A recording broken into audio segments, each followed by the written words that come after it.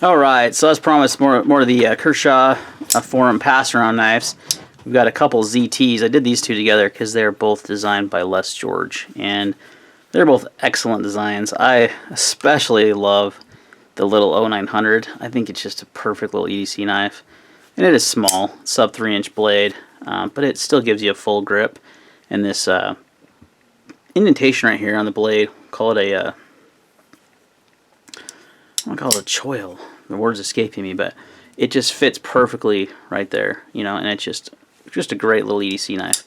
The 909 is a large and in charge folder. I mean, if you're looking for a tactical, heavy duty, beat on it type of knife, then the 0900, or excuse me, the 0909 is is a good option.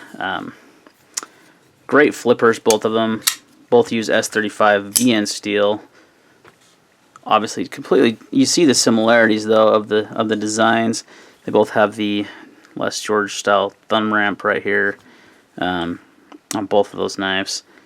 Both are drop points. Both feature a swedge. I mean, they're very similar designs, so you can see that it's not hard to tell that Les George is the designer of both knives.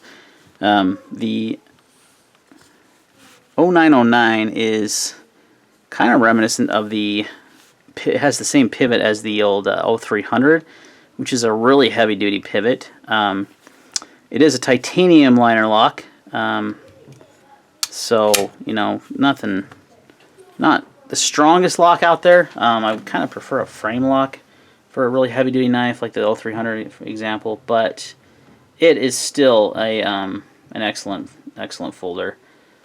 You're a lot heavier. I mean, you're talking a huge weight difference here. These knives really don't compare well to each other. It's just a matter of one is, I mean, they're both made by ZT, and they both have the same designer there. So, but they're all under $200, and it weighs 7.5 ounces. It's hefty. I mean, you feel it in your hand. 3.8-inch blade. I mean, you're talking, really thick liners. I mean, look how thick the liners are. So it's black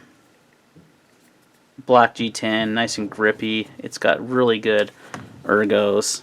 Let me zoom out a little bit here. Sorry, kind of zoomed in a little bit. So it's a big, heavy-duty knife, and if that's what you're in the market for, I still recommend the 909. I think it's a beefy brute of a folder. I do think the pocket clip's a little small. It's kind of an afterthought almost.